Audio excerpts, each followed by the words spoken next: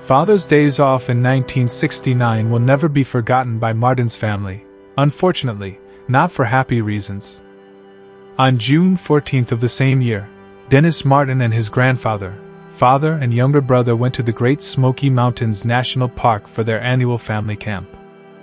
Accompanied by family friends and two little boys, Dennis is a shy boy, about a year behind his peers in development. It was known that he reacted to any call of his name, even from strangers. That day, the group did not make it to the place and broke the camp for the night. 4 guys began to play hide and seek in a desert forest. They wanted to scare the adults and hid.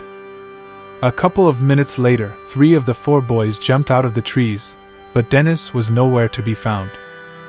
After Father Dennis waited a few minutes to see if his son would appear, he began to worry and divided the group in search of his son. The time was about 4:30 p.m. Dennis's grandfather Clyde got to the park ranger's station at about 8:30 p.m. After his arrival, the rain began to wash away all possible traces, making the search more difficult. All traces were washed away, and with a temperature drop of about 10 degrees Celsius, the chances of finding Dennis were getting lower and lower.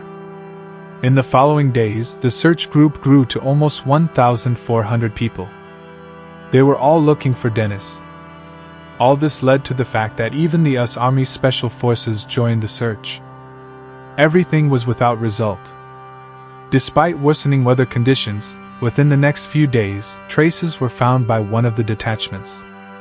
The authorities took them for the traces of Boy Scouts who had broken up the camp in this area. But one of the rangers, Dwight MacArthur, believed that the traces most likely belonged to Martin, the father of the deceased child. The search was officially completed in September 1969. Dennis was considered dead. In the report, it was written that he got lost and died in terrible conditions on the night of his disappearance. However, Dennis's father was convinced that his son was kidnapped.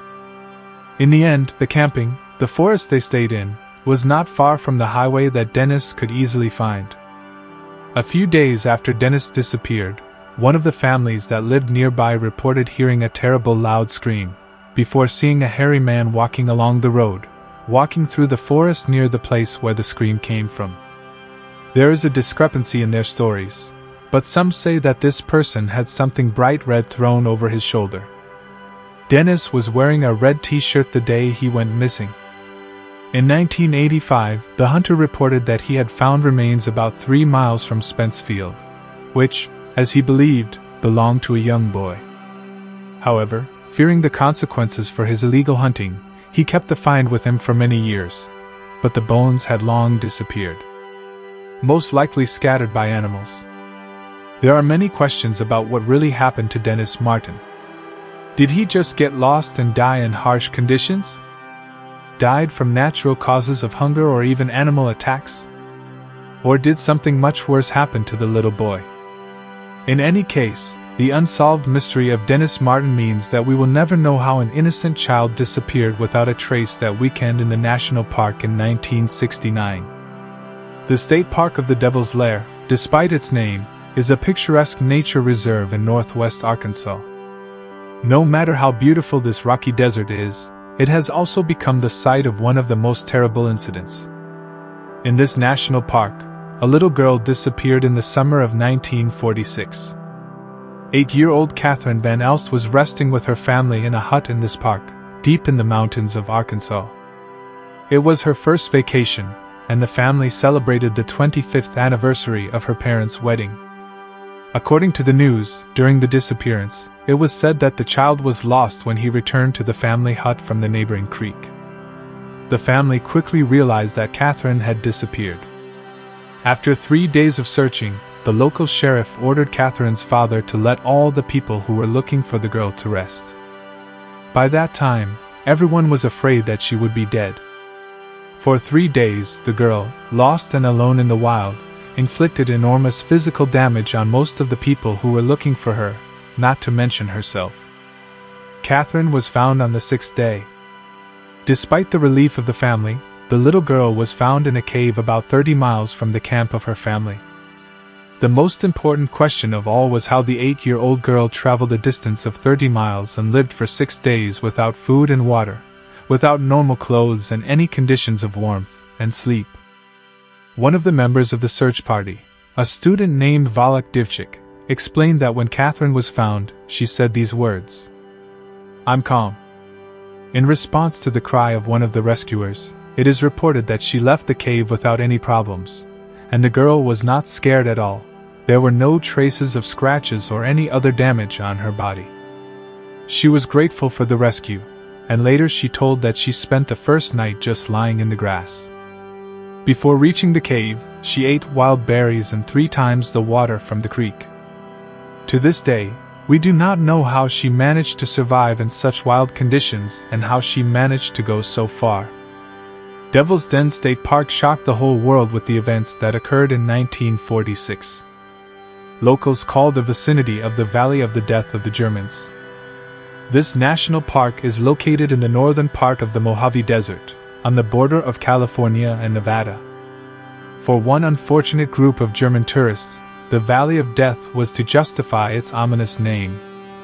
On July 8, 1996, German architect Egbert Rinkus, with his wife Cornelia Maya, son J.R.G. Weber and daughter Maya, went to Las Vegas. The group rented a standard passenger minibus for the holiday. Exactly 2 weeks after the start of the holiday, they were to fly home, to Dresden, Germany, on July 27th. But they did not get on the plane. On October 21st, the car was found on the off-road. The police immediately wondered where this car came from and whose it was.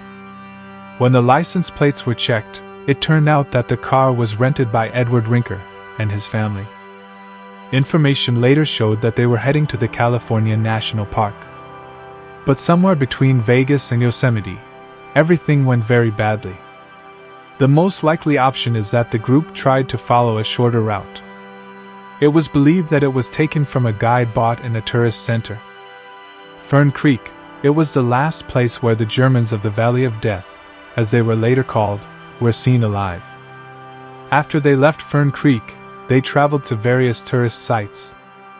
The group signed an onboard log in the abandoned mining town of Warm Springs, writing, "We are going through this pass, which is considered the Pass of Mengel, a notorious bloody route." Investigators believe that the group, realizing that they were in a dead end, tried to drive through the Pass of Mengel. Regretting that they went there, they come across a naval base. Driving up to it and trying to find out how to get out, they realize that the base was abandoned. Having lost hope of finding help, the group will never be found alive again. In 2009, the remains of the family's father were found 8 miles from the place where the car was found. The bones of the woman found are considered the remains of his wife. But the remains of the rest were not found. The case dragged on without an answer for 13 years. However, the question of why the group was not found earlier remains very open, because the search operation carefully examined all the surroundings, and the authorities were initially sure that they would find the bodies, but understood that they were not alive. So far from the nearest city and without a car. But it's scary to imagine the real, traceless disappearance of all the other family members. Did the wild animals eat them? Or did something mystical happen to them in this forest? Since the animals would not leave the remains of their parents,